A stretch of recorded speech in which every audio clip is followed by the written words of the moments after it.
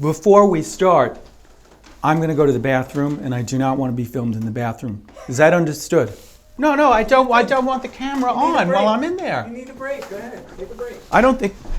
Bye. This was going to be a 4-song EP, but I just felt I wanted to make it an album. 8 songs to me is an album. This is an album called 0086. You're happy with it? I'm very happy with it. I think it's kind of like a pop album. Pop in the sense that it's not, I've been working on some other stuff that's way out. This is in the pop realm, but it also has elements of stuff that's a little more avant-garde, far out sounds and stuff that I like and have collected. There's a gold mine of YouTube videos of old synthesizers, demos. Again, they're not playing music, the guys are just showing you. And now if you hit this patch, and I just collected hundreds of sounds over 2 years, it was like making a quilt.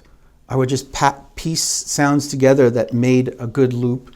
Oh, I'd have a keyboard part here, and it took a lot of time. Sort of the opposite of AI, where everything gets dialed up. This is hand knitting. So there was that mixed with, me playing guitar, acoustic guitar, piano, having a drum loop. It just makes life a lot easier. Nervous? You don't make me nervous, sweetheart. Everything's fine. So, Broken Bond Girl was the song that I mentioned. So that line came out. Roger Moore went to the alley. He slipped and slide with Silly Sally. What's that? So then I improvised a bunch of nonsense after that, but slowly started crafting the song over a period of weeks. And I had the Broken Bond Girl. So I have this song about this woman who wants to be the Bond Girl and fell in love with the character and doesn't want to be replaced. And then the second song is called Car. And that, again, this...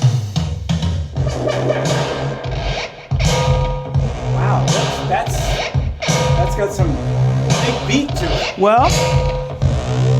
Wow. You could call me sentimental. Got a rose in my hand. In a Lincoln Continental. With Yosemite Sam.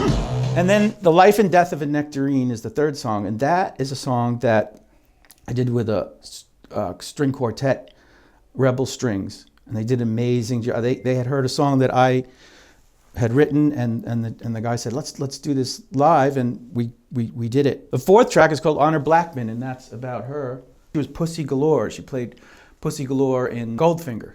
I'll play a few seconds of that one.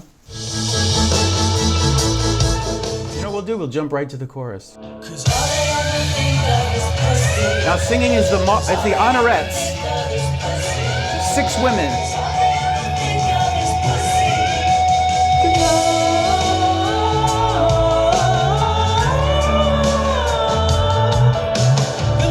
So there you have it. That's side 1 of the album. Talking about the song references Bond girls and James Bond, the songs. It's going into things that are personal to me, that are social. I use it as a doorway to get into other stuff. In other words, it's not just about the Bond girls.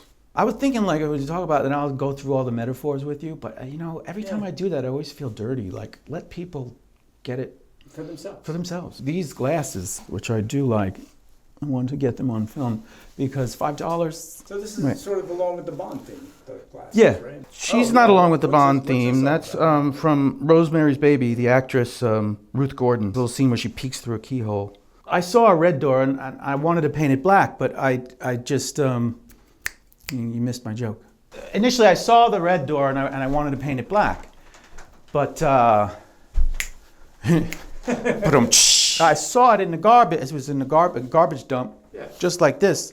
I saw the red door, and initially I wanted to paint it black. But then I realized that the joke was not that funny. I get a sense you add a lot of personal stuff into your work. I thought you were going to say, I get a sense you've had a lot of personal problems. Yeah. I generally don't write personals. I tend more towards looking in the camera when I'm not supposed to. This was knitted together with bits of like, this took a long time. There's no AI going on here.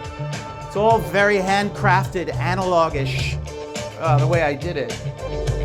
And then I sang over it. And I played keyboards on it too.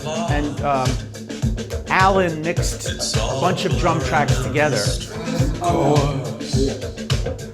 before I noticed I couldn't be.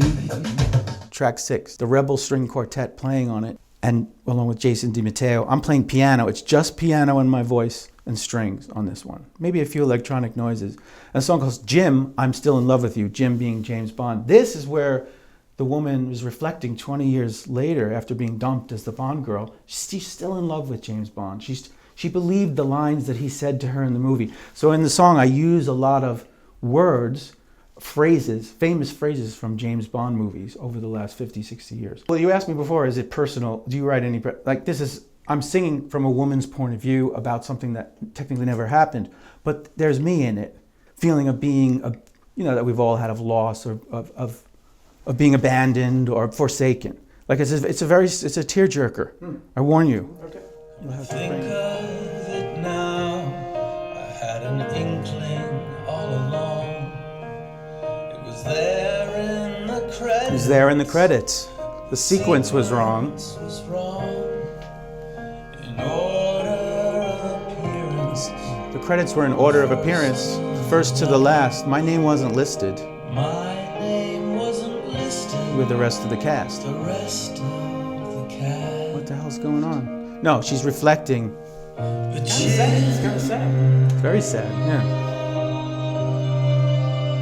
I'm still in love. So I get to sing as her. It's a love song. Yeah, it's a Jim, song about being, pining for some lost love. I'm still in love. Hitting those nice high notes too there. Yeah, there's some falsettos in there. That was only like that was only a couple takes. That was piano was like 2 takes and the vocal was 2 or 3 comp takes. Pretty quick. I know you were talking about how you're in the studio. A lot of people use voice. Pitch correction. I don't use any of that. You're not doing that, right? Well, I did. The only time I'll use pitch adjustment is to make myself sound worse. That's the rule Alan and I had. If I had to do something that's a little too like other stuff I've done, well, I'll say, you know what, make that sound like a dying wolf. Right. I get it. Yeah. And another thing I have been working on with him, there's a lot of use of pitch adjustment, but always to bring it into a less obvious place. There's no pitch correction, in other words. There's no like trying to make this. I sang all this shit. You see what I'm saying? But it rains anyway. Doesn't need no fertilizer. You bury it alive. It grows up. And it's intentional. So That's the here and intentions there, of if the it's a song. lyric that asks to pull down, we'll use the technology. Because I'm not one of those nostalgists. Is that a word? I'm not nostalgic for the good old days when we were kids. We would walk to school in our socks and listen to Frank Sinatra. That was real music. I'm not letting that down with that. When I was a kid, we were listening to the Kraftwerk. That was real, experimental. Now these kids, it's not that. It is kind of that. I'm a little bit of a crotchety middle-aged man, but I am not anti-technology. So I think there's a way to use pitch adjustment that's very creative, very useful. Yeah, it's me using voice. In institutions. I want to sound like a young person in this verse. Without a union.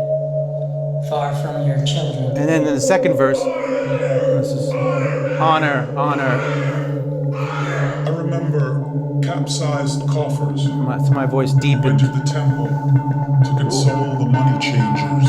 Anyway, and it ends with a reference to Moonraker. The album starts with Roger Moore went to the alley with Slipping and Sliding with Silly Sally, Roger Moore, and then the last song ends with Moonraker, which was Roger Moore, 1979 or 80. That's the only James Bond movie I had seen when I started recording this stuff. If you were to write your own little critique on the album, just a short. If I was going to write my own little review, a little critique, I would give it 4.5. I would give it 5 stars out of 5, and I would say this is genius. How has this guy not been discovered yet? Like what in God's name is going on?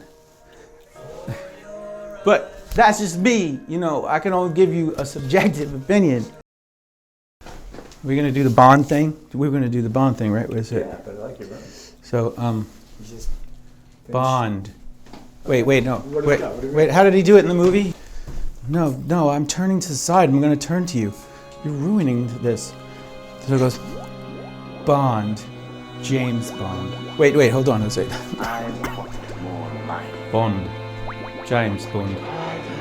I'm from the Essex part of London. I'm not really, like that's a Bond that I identify with. Bond. James Bond.